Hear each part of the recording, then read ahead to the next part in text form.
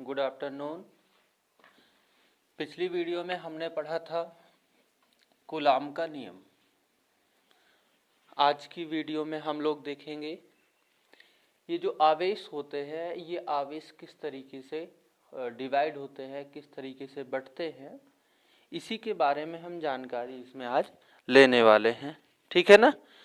आइए सबसे पहले हम आपको बता दें कि हम इतनी मेहनत करके वीडियो बनाते हैं, आप लोग पूरा वीडियो भी नहीं देखते हो, तो कम से कम पूरा वीडियो देख लिया करो। ठीक है। सबसे पहले आपको बता दें कि सतत आवेश वितरण का जो चिन्ह है उसके बारे में, उसके बाद किसे कहते हैं। तो सतत आवेश वितरण का मतलब है, सतत का मतलब समान रूप से आवेश तो आवेश होता है, ये वितरण का मतलब बंटवारा होता है, अर्थात समान रूप से आवेशों का बंटवारा।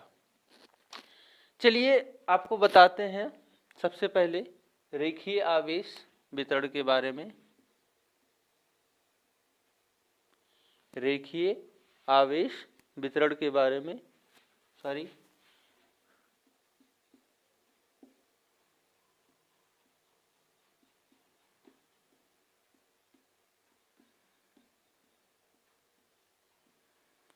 और रेखीय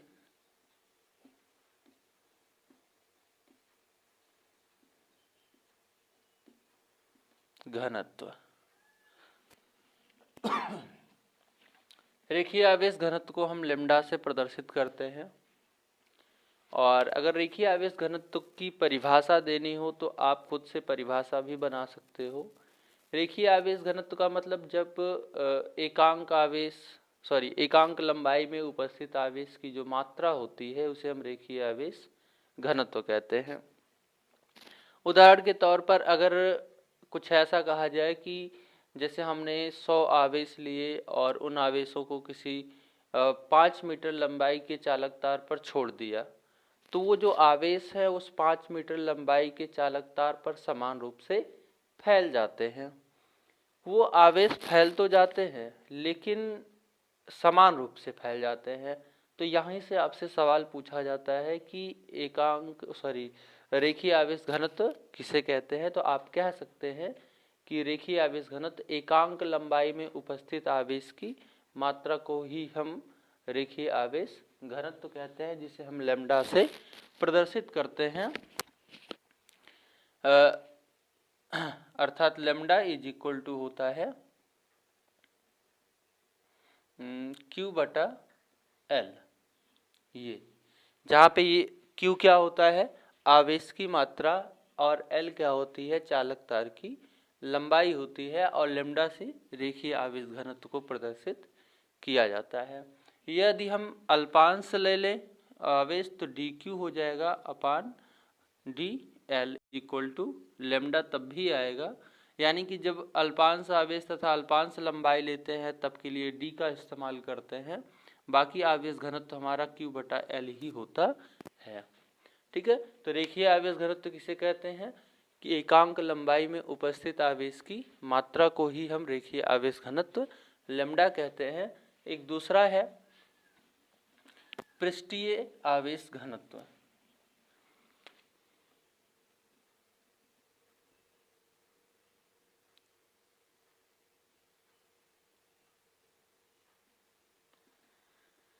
यानी कि जब किसी आवेश को किसी ऐसे स्थान पर, ऐसे पृष्ठ पर डाला जाता है जिसमें सिर्फ लंबाई ही नहीं बल्कि चौड़ाई भी होती है, अर्थात लंबाई गुणे चौड़ाई बराबर क्षेत्रफल होता है। तो जब किसी पृष्ठ पर हम किसी आवेश को डालते हैं तो उस पर भी हमारा आवेश समान रूप से वितरित हो जाता है, अर्थात हम कहते हैं कि जब एकांक क्षेत्रफल में उपस्थित आवेश की मात्रा को एकांक क्षेत्रफल में उपस्थित आवेश की मात्रा को हम क्या कहते हैं, क्षेत्रीय आवेश घनत्व कहते हैं। इसे हम सिग्मा से प्रदर्शित करते हैं और इसे लिख सकते हैं सिग्मा बराबर Q अपान S। S का मतलब सरफेस होता है यानी कि क्षेत्रफल होता है, Q आवेश की मात्रा है, और सिग्मा को हम पृष्ठीय आवेश घनत्व को हम सिग्मा से प्रदर्शित करते हैं। हाँ, अगर इसका मात्रक आपको जानना हो तो पृष्ठीय आवेश अभी पहला मैंने बताया था, रेखीय आवेश घनत्व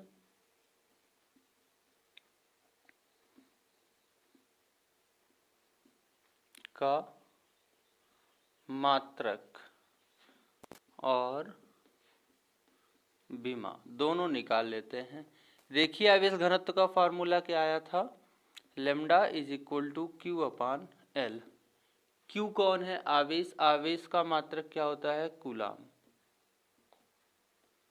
बटे दूसरा कौन है हमारा, लंबाई है, और लंबाई का मात्रक मीटर होता है। तो मात्रक क्या आया, कूलाम प्रति मीटर आया। और इसकी अगर हम बीमा निकालना चाहे तो कूलाम की बीमा होती है 80 और बटे लंबाई की बीमा L होती है। L ऊपर जाएगा तो ये हो जाएगा AT और L माइनस 1।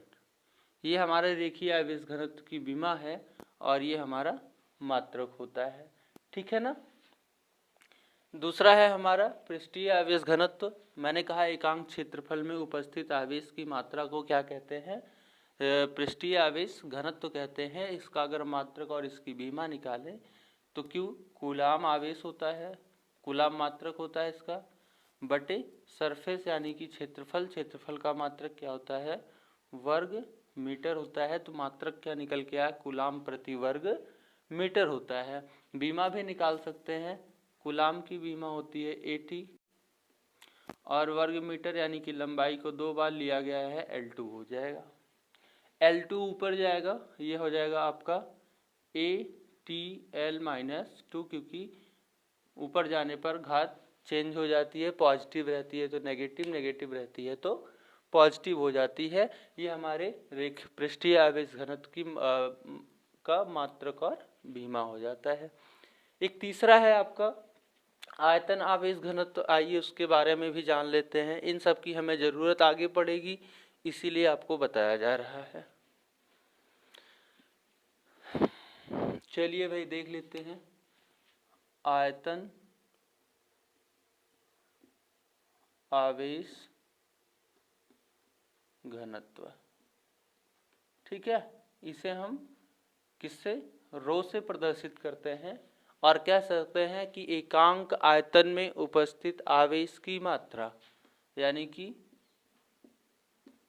भी मतलब वॉल्यूम यानी कि आयतन होता है। तो एकांक आयतन में उपस्थित आवेश की मात्रा को हम क्या कहते हैं, आयतन आवेश घनत्व कहते हैं। इसकी भी मात्रक और बीमा हम निकाल सकते हैं। क्यू का मात्रक कूलाम और आयतन का मात्रक घन मीटर होता है, तो कूलाम प्रति घन मीटर, और बीमा आपकी क्या हो जाएगी ATL माइनस 3, ठीक है। ये रेखीय क्षेत्र पृष्ठीय और आयतन आवेश घनत्व की परिभाषा थी और उनके मात्रक तथा बीमा। अब हम बात करते हैं अगली हेडिंग की, वैद्युत क्षेत्र और वैद्युत बल रेखाएं। तो सबसे पहला क्वेश्चन है कि वैद्युत क्षेत्र किसे कहते हैं, और फिर उसके बाद हो जाएगा वैद्युत बल रेखाएं किसे कहते हैं।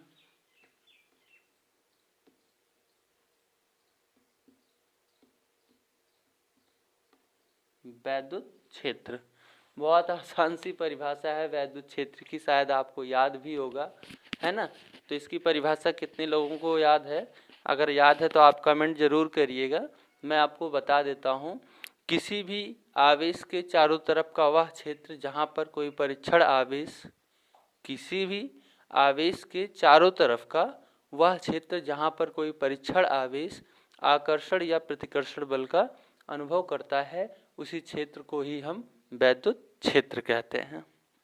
रिपीट करता हूँ, किसी आवेश के चारों तरफ का वह क्षेत्र जिसमें कोई परीक्षण आवेश आकर्षण या प्रतिकर्षण बल का अनुभव करता है, उसे ही हम वैद्युत क्षेत्र कहते हैं। बहुत आसान सी परिभाषा है।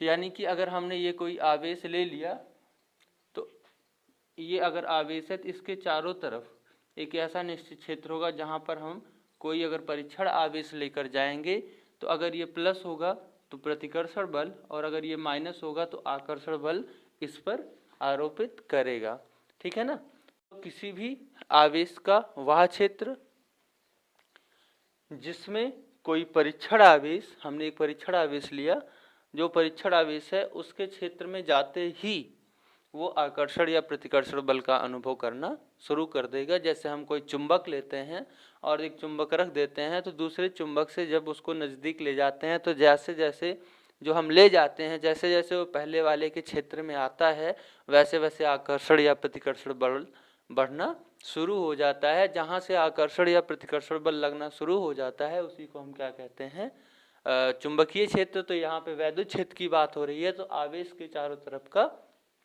वह क्षेत्र जहाँ पर कोई परीक्षण आवेश आकर्षण या प्रतिकर्षण बल का अनुभव करता है, उसी को हम क्या कहते हैं, वैद्युत क्षेत्र कहते हैं। चलिए अगला है आपका वैद्युत बल रेखाएं।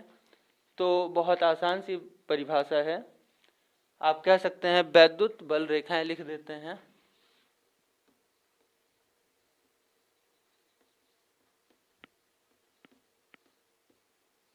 वैद्युत बल रेखाएं, भैया वैद्युत बल रेखाएं वैद्युत क्षेत्र में ही खींची जा सकती हैं, क्योंकि जहाँ पे वैद्युत क्षेत्र होगा ही नहीं वहाँ पर हम बल रेखाएं कैसे खींचेंगे। जैसे चुंबक के चारों तरफ चुंबकीय बल रेखाएं हम खींचते हैं, वैसे ही वैद्युत क्षेत्र में भी हम वैद्युत बल रेखाओं को खींचते हैं। तो अगर आपसे ये कहा जाए कि वैद्युत बल रेखाएं किसे कहते हैं, तो आप कह सकते हो कि वैद्युत क्षेत्र में खींची गई वह काल्पनिक रेखा, वैद्युत क्षेत्र में खींची गई वह काल्पनिक रेखा जिस पर कोई पृथक्कृत एकांक धना आवेश, पृथक्कृत यानी कि सबसे अलग, और एकांक धनावेश स्वतंत्र रूप से गति करता है।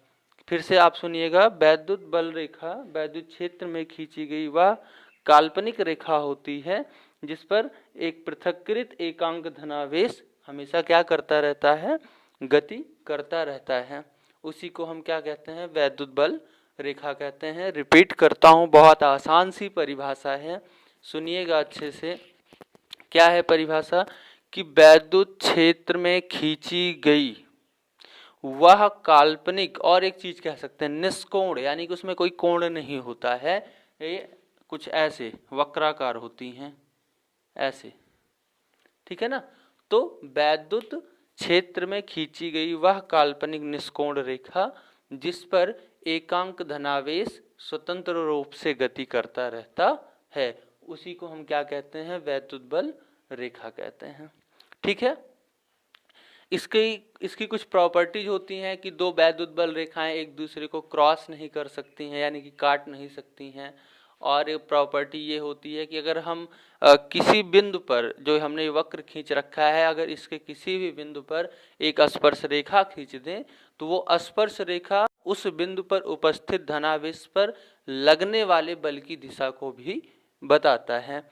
ठीक है, तो ये वैद्युत बल रेखा हो गई। आज हम सिर्फ इसकी डिफिनीशन पढ़े।